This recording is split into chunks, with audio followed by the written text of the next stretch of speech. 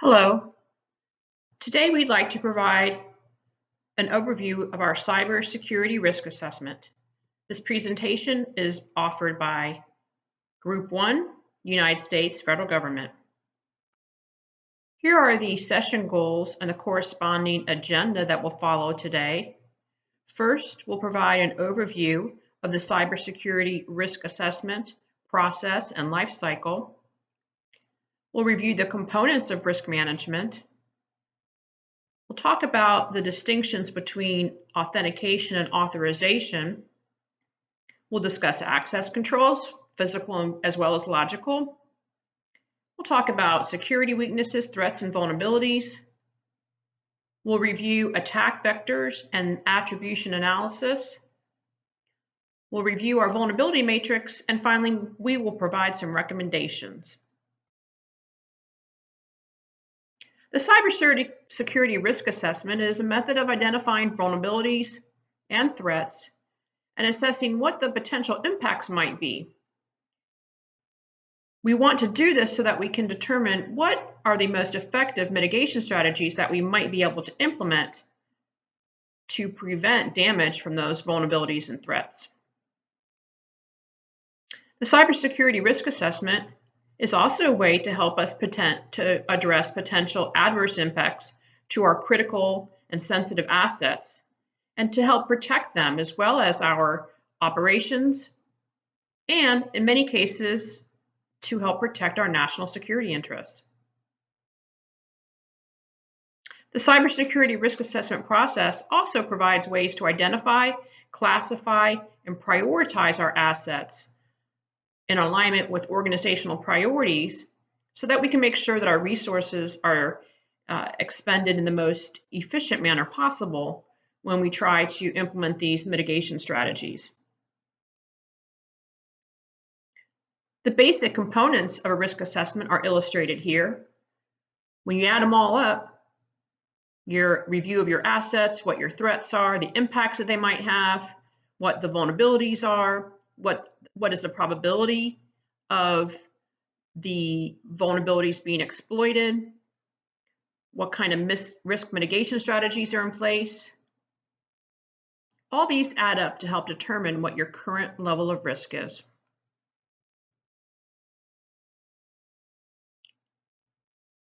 The risk management life cycle consists of 7 different parts. And they all kind of just flow into one another. Many times the first step is to determine what your objectives are. From an organizational perspective, reviewing your priorities and what's really important in the culture of the organization. These might include things like customers, employees, critical assets, whatever they coincide with what your mission is. You then identify the risks that might be posed to those assets and whatever your objectives are. You then determine what your success criteria might be. This will help you later to be able to measure and monitor your performance. Once you define your success criteria, you assess what your potential risks might be. Then, after prioritizing your assets and your objectives, and comparing those with what the potential risks might be, you start producing an action plan. The action plan should be produced with all the key players participating in this. Sometimes people think that the action plan development is only the responsibility of the IT office. This could not be further from the truth. It's very important to include all the key participants, which may be the CIO, but also who's in charge of human resources, so they can address that human component. We'll talk about that more in a moment. Legal has to participate. Maybe you want to include a representative from your customer base. Then you want to implement that action plan. And again, make sure you include all the key participants, so this isn't just a meaningless action plan that's being shoved down everyone's throats from the IT office. It should be a holistic enterprise plan that is implemented on behalf of all the key stakeholders. Then you want to monitor your performance. How well is that action plan doing? What are some things that are going well that you want to continue? What are some things that aren't going so well that you want to address for continuous improvement? And then you reassess your objectives.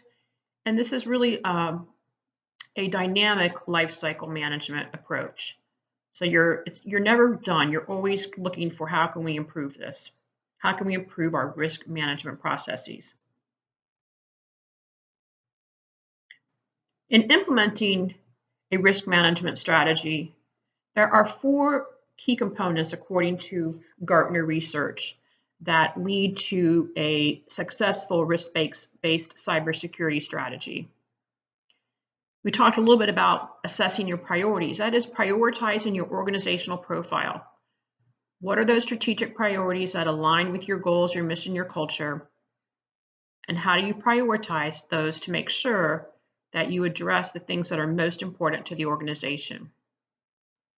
We talked about building a strategy. Gartner recommends a 3-phased roadmap.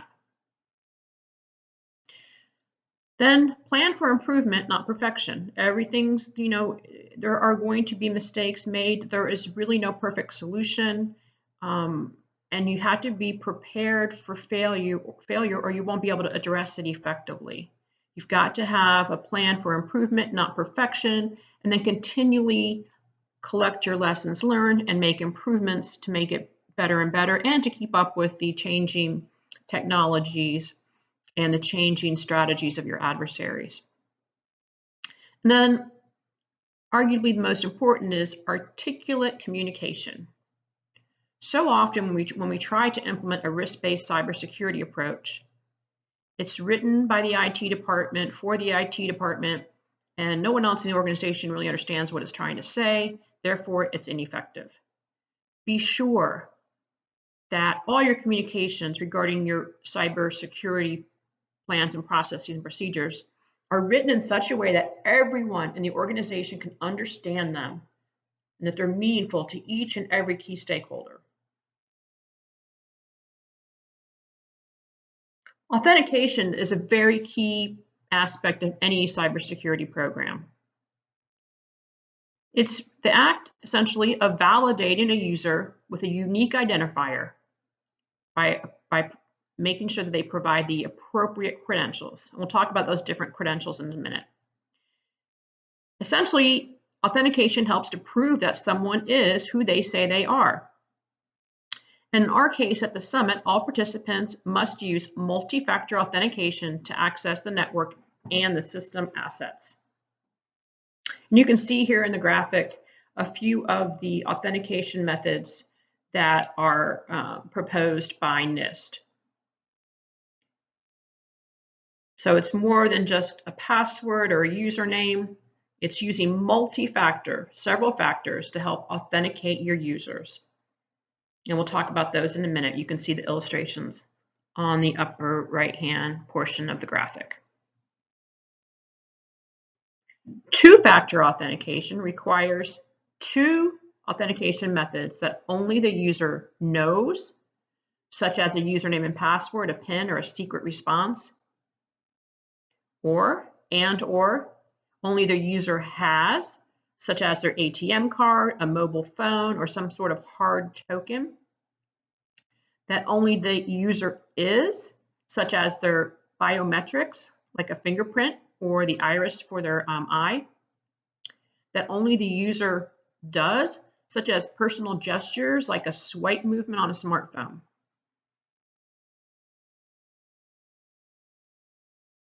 Other key components of 2-factor authentication is it helps to safeguard users' data from unauthorized disclosure, and this will certainly be applicable during the summit. It provides additional security on all applications and reduces vulnerability to phishing and other cyber attacks, also quite applicable to our summit participants. It will help prevent attackers from accessing the summit participants' accounts, even if the attackers happen to obtain the username and password. Some different deployment options for our summit users. We can use mobile applications.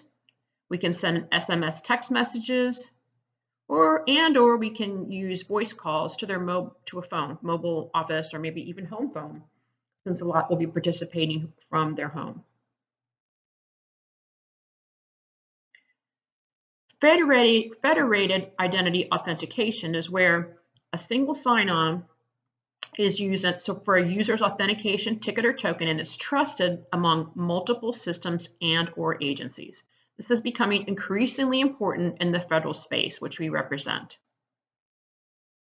This federated identity can be used to grant access to users from other Summit nations to share resources within our U.S. federal government network. It'll also allow the Summit participants to sign in once and gain access to all the services and applications that they are authorized to access.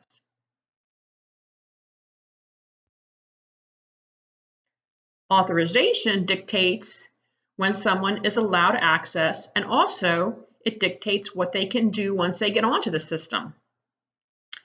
Authorization determines that the proven identity has some set of characteristics that are associating it with the ability to provide the right access to the requested resources.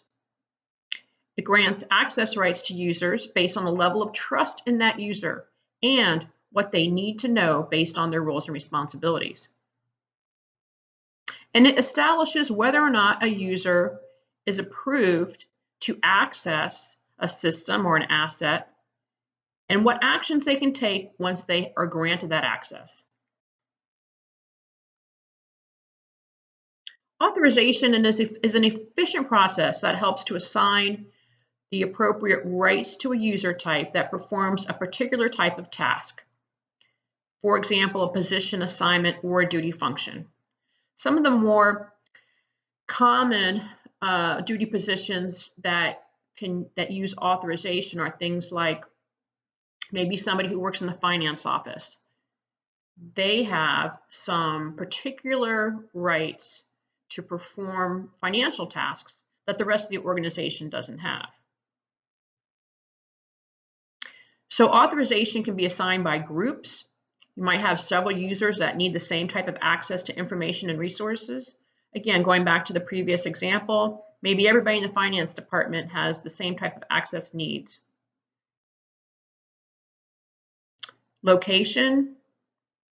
Maybe there's an authorization process to identify and restrict unauthorized individuals from accessing and potentially causing damage. This can be maybe assessed from geospatial imagery. Time is another aspect of authorization. You may want to restrict the times that certain services can be accessed and or certain activities can be performed.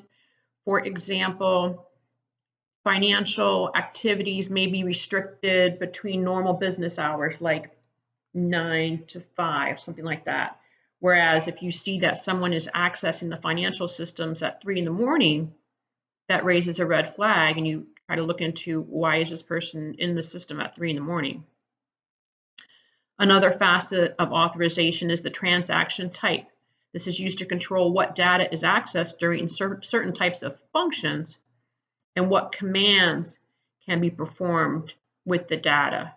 Again, going back to that transaction type, perhaps you have someone in the finance department who is transferring funds from one authorized account to another, and you dictate what commands that they can perform with that data once they are in the system.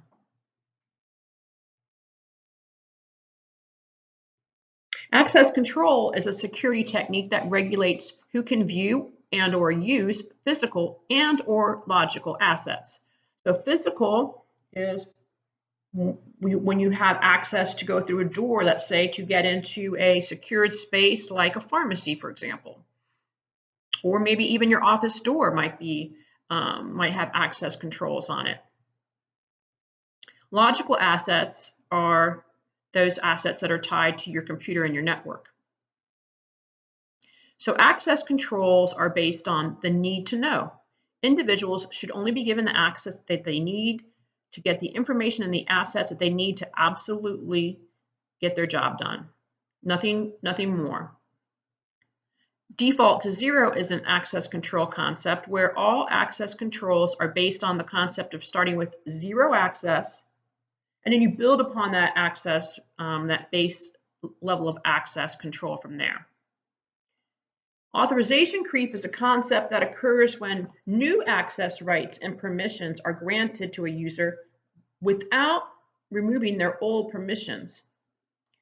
For example, you might have someone who's been in the firm for 5 years, they get a promotion and they get more access rights, but nobody takes away the access that they don't need anymore for those tasks that they started out with in their first year of employment. Access control lists are a tool that provides a roster of permissions that are attached to a particular asset. Role-based access control are when permissions are associated with roles and then roles are associated with users.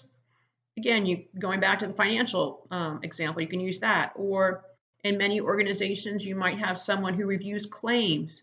You'd want to give them role-based access controls so they couldn't review their own claim. You don't want, someone in the company paying themselves. So you had to put those appropriate role-based access controls into place.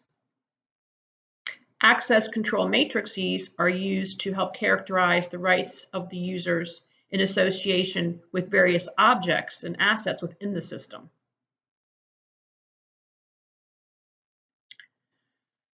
This is a busy slide, but it just shows you that when it comes to security weaknesses, threats, and vulnerabilities, no system is immune from the various types of threats that exploit vulnerabilities and create a wide variety of risks.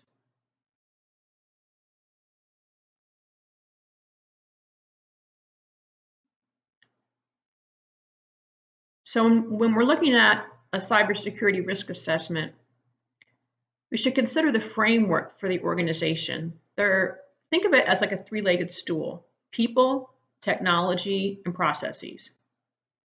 So when you have a risk assessment in terms of cybersecurity, you want to make sure that your personnel have a solid training program and user awareness campaigns that are continually reminding them of emerging threats, emerging technologies, some of the common attack methodologies that are being used so that they're prepared when and if they receive a attack like a ransomware attack or phishing scheme.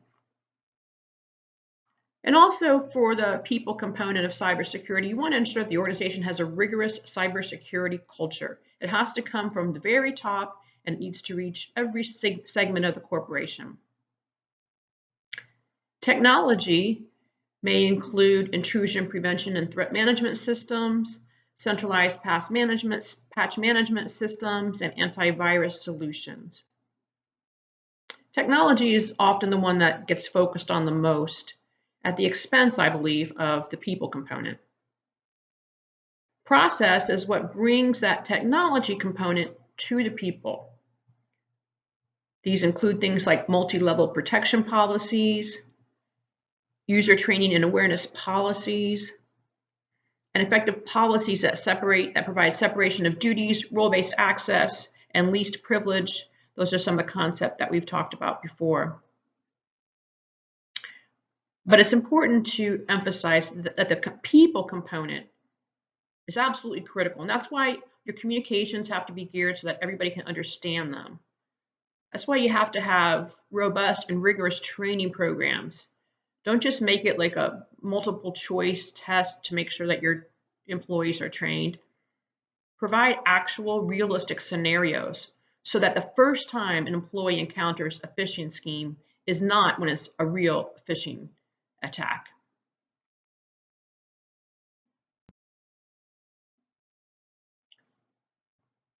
Attack vectors. Attack vectors can come from many different sources. They might come from a malicious attacker trying to break into the system, or it may be a disgruntled employee or just an employee who makes a mistake.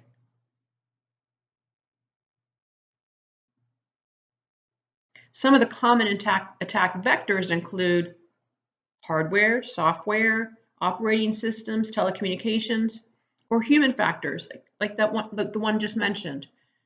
The human factor is the most common cause of attacks. And oftentimes it's not the malicious insider threat, it's somebody who just makes a mistake. And they don't know until it's too late that they made a mistake. And before you know it, they've exposed the assets, critical assets. Common attack vectors may also come from removable media, unsecured wireless networks, mobile devices, malicious web components, and a host of viruses and malware that are continually evolving. And along those lines, the list of attack vectors continues to grow as bad actors become more and more sophisticated and attack methods become more and more transportable as our world transitions to the Internet of Things and everything is associated with the Internet. Everything is mobile, everything is transportable. Attribution analysis is the process of tracking, identifying, and laying blame on the perpetrator for a cyber attack or some other hacking event. Oftentimes, these attribution activities are very complicated and challenging because the underlying architecture of the Internet, as we just mentioned, the Internet of Things, is growing every day. This architecture provides many ways for hackers to stay anonymous and hide their tracks so that they are not discovered. Other current challenges to cyber attribution include lack of sufficient resources. It's very expensive. It takes people, it takes money, it takes time. And particularly in today's environment where there are so many challenges, organizations are strapped just to meet their current needs, let alone to project and to provide the resources that they need for cyber attribution. Jurisdictional limitations are also a challenge. So you have all these state lines, you have these international limitations. So when you're crossing from, even sometimes from one county to the next, from one state to the next, from one country to the next, an ongoing list of jurisdictional limitations provides significant challenges to our cyber attribution activities.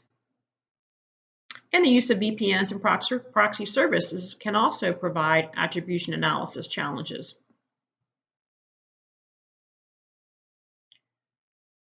We'd now like to quickly review our vulnerability matrix. As you can see, we've laid out here some of the hardware vulnerabilities and provided characterizations and categorizations, the different threats, the corresponding publications,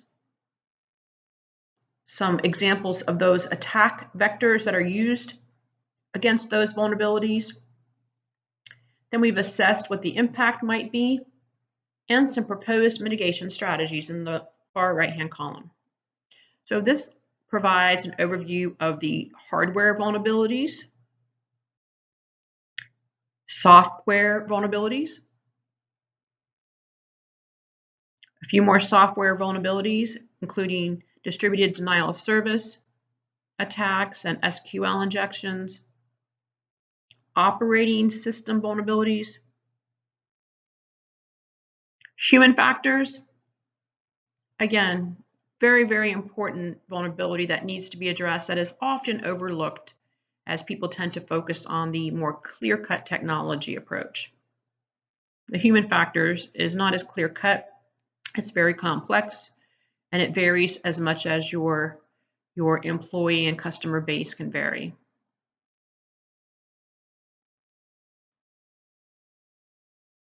More human factor vulnerabilities that are common now, especially in the global environment.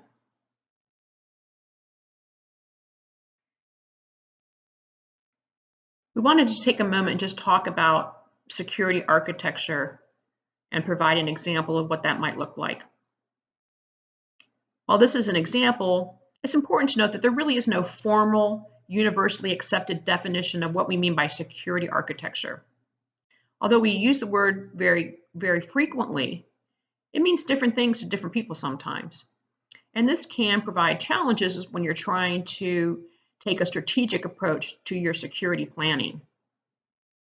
So it's important to make sure that everybody's on the same page when it comes to security architecture. Make sure everyone knows what do we mean, and then like this, provide an example of what you mean by security architecture. While the term is most commonly used in what you see here for an enterprise architecture, it's also used when people are talking about other components of an information security program, like they might be talking about their policy framework, like the NIST framework, or the FISMA framework, or even just your organizational structure. So in recommendation, it's important to maintain a very dynamic cybersecurity risk assessment program. The threats are always changing, technology is changing, people are changing. We have a continuous influx of different challenges throughout the world, and you've got to keep up with all those different dynamics and ensure that your program is adapting and is robust and is responsive to those changes.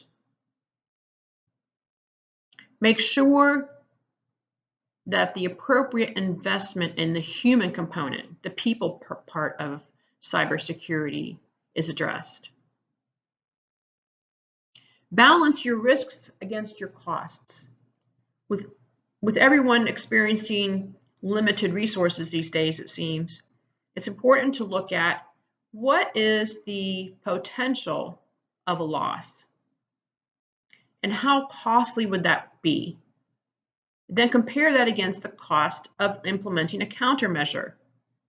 If the cost of the loss is greater than the implementation of a countermeasure, invest in that mitigation strategy. And this kind of brings all three of the previous bullets together, in that you must be proactive, be dynamic, invest in a human component, balance your risks with your costs, be proactive in all these different areas, and this will help to prevent bad things from happening in the first place. What you don't want to do is have a reactive program. You're always reacting, never planning, never implementing mitigation strategies in the first place to prevent those bad things from happening.